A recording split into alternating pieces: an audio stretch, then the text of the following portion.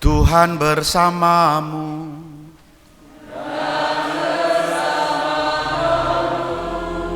Inilah Injil suci menurut Markus.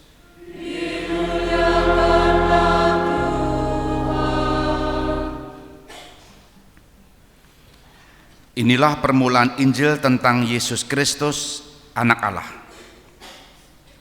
Seperti tertulis dalam kitab Nabi Yesaya, lihatlah, aku menyuruh utusanku mendahului engkau. Ia akan mempersiapkan jalan bagimu. Ada suara orang yang berseru-seru di padang gurun, siapkanlah jalan bagi Tuhan, luruskanlah jalan baginya. Demikianlah Yohanes Pembaptis tampil di padang gurun dan menyerukan, bertobatlah dan berilah dirimu dibaptis, dan Allah akan mengampuni dosamu. Lalu datanglah kepada Yohanes orang-orang dari seluruh daerah Yudea dan semua penduduk Yerusalem, dan sambil mengakui dosanya, mereka dibaptis di sungai Yordan. Yohanes memakai jubah bulu unta dan ikat pinggang kulit, makanannya belalang dan madu hutan. Inilah yang diberitakannya, sesudah aku akan datang ia yang lebih berkuasa daripadaku, membungkuk dan membuka tali kasutnya pun aku tidak layak. Aku membaptis kamu dengan air, tetapi ia akan membaptis kamu dengan Roh Kudus. Demikianlah sabda Tuhan.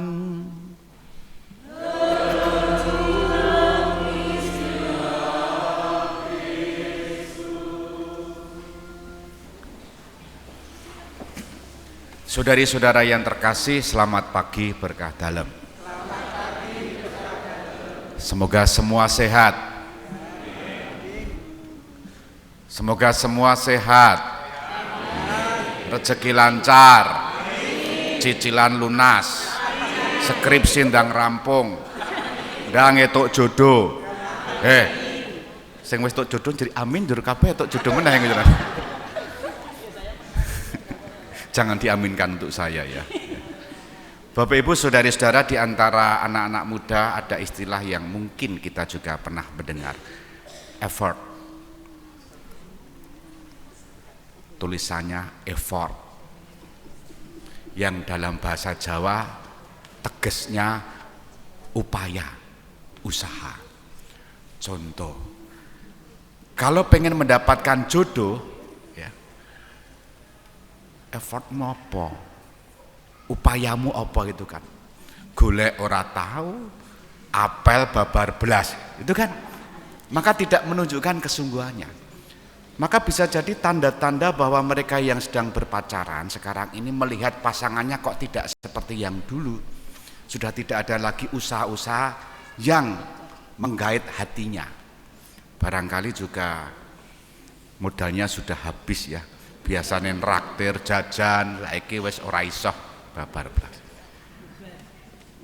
Ini yang disebut effort itu tadi. Ini kalau orang yang berpacaran. Kalau ada orang yang berusaha untuk bekerja, ya, ada istilah modal dengkul ya.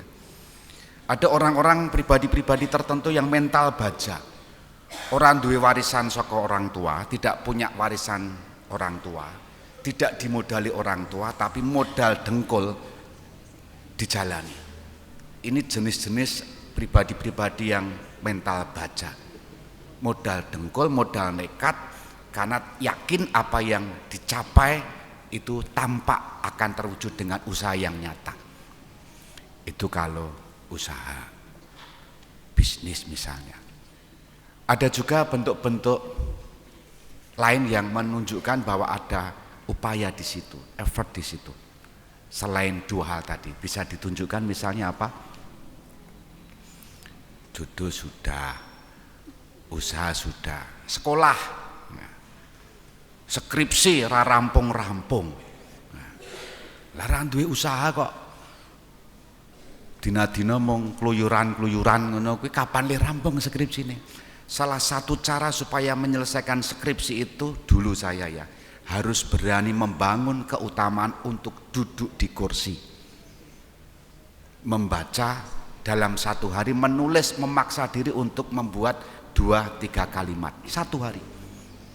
Tapi kalau nanti engkau kira-kira skripsi rampung enggak? Rampung dari Hongkong, mungkin. Maka bertobatlah mereka yang menunda-nunda menyelesaikan skripsi dan rampung. Effortnya apa? Usahanya apa?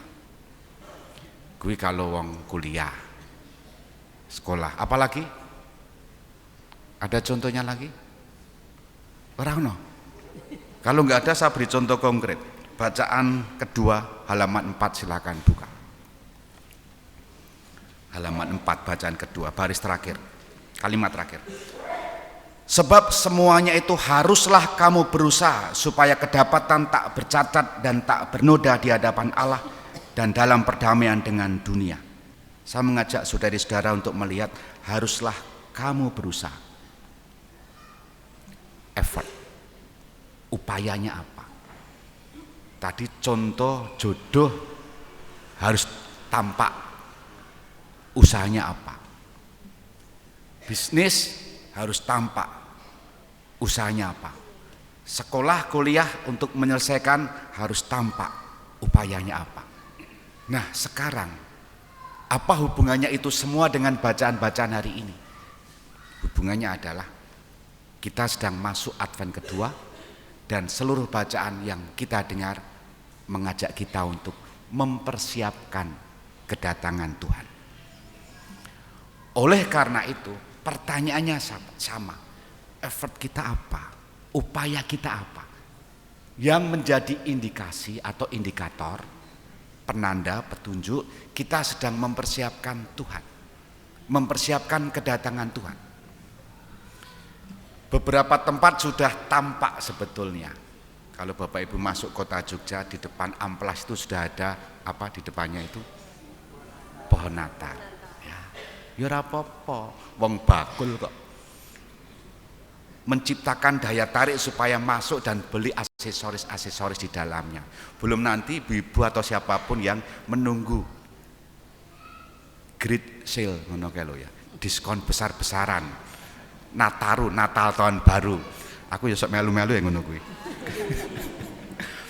Diskon besar loh ya. Itu kan perangkap supaya kita mengeluarkan uang dan belanja. Nah, beberapa toko besar itu sudah menunjukkan sedang persiapan Natal. Tapi saya mengatakan begini, itu aksesoris, itu pelengkap, bukan itu yang saya maksudkan. Yang saya maksudkan adalah upaya kita untuk sungguh secara hati dalam batin kita mempersiapkan kedatangan Tuhan itu. Yang diwartakan dalam bacaan pertama dan bacaan Injil, luruskanlah jalan baginya, siapkanlah kedatangan Tuhan. Itu yang saya maksud. Kalau orang tidak punya upaya, tidak punya usaha, tidak punya kerentek, pertanyaannya siapa tahu jangan-jangan mbok menawa Tuhan baginya bukan menjadi pribadi yang istimewa. Tuhan baginya bisa jadi sekedar ritual belaka. Tuhan baginya berarti tidak memiliki makna dalam hidupnya. Lawang pacar wae diusahakan untuk mencari kok. Lawang pekerjaan saja diusahakan untuk mencari kok. Skripsi saya diperjuangkan untuk selesai kok. Lah ini dengan Tuhan. Mungkin karena kedatangannya tidak bisa kita tebak ya. Tidak bisa kita prediksi kapan Tuhan datang. Tetapi pesannya jelas, siapkanlah jalan baginya. Pertanyaannya adalah, lantas usaha seperti apa yang hendaknya kita buat? Petrus tadi dalam bacaan kedua mengatakan, hendaknya kamu berusaha. Artinya, berusaha itu bagian dari tanda-tanda bahwa kita sedang mempersiapkan. Markus tadi dalam bacaan Injil mewartakan, bertobatlah, berikanlah dirimu dibaptis, dan peristiwa yang terjadi di sana adalah mereka mengakui dosanya dan kemudian dibaptis. Sekarang saya tunjukkan upaya daya supaya kita sungguh-sungguh mau mempersiapkan jalan Tuhan. Saya tunjukkan, buka halaman terakhir teks misa hari ini. Wes cetha toh jadwal pengakuan dosa kapan? Di situ tidak ada jadwal diskon besar-besaran, ya ono. Great sale, entah sepatu, pakaian, tas, nggak ada. Tapi itu gratis Bapak Ibu, rasah bayar. Orang bayar wes sok akeh sing do-endo kok piye. Mengakui dosa itu bagian dari persiapan batin. Kita tidak sedang merayakan sekedar ritual, tapi kedatangan Tuhan. Maka Tuhan itu bagi kita apa? Kalau kita sekedar menganggap Tuhan seperti ban serep, maka tidak ada effort tadi. Perjuangan yang sungguh-sungguh untuk bertobat, mempersiapkan kedatangan Tuhan. Barangkali dalam hidup kita mengatakan begini, apa gunanya bertobat, apa gunanya mengakui dosa? Lawang nanti juga akan terulangi lagi dosanya kok. Lihat kata Petrus, berusaha. Berusaha itu tidak hanya sekali Bapak Ibu. Berusaha itu bisa jadi ratusan kali, ribuan kali. Kita jatuh bangkit lagi. Dan percayalah, ketika kita mengakui dosa, Tuhan tidak memandang dosa-dosa kita, tetapi memandang usaha kita. Dan Tuhan tidak memandang betapa berat besar dosa kita, tapi Tuhan mau menunjukkan kerahimannya yang luar biasa.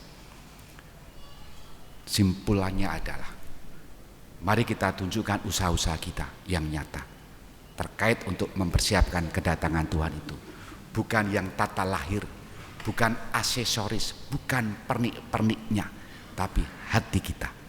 Dan kalau kita sudah mau menunjukkan untuk mempersiapkan kedatangan Tuhan, itu artinya kita tahu Tuhan bagi hidup kita siapa.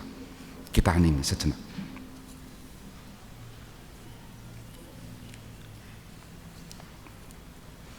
Dimuliakanlah Yesus yang dulu itu, sekarang dan selama-lamanya. Amin.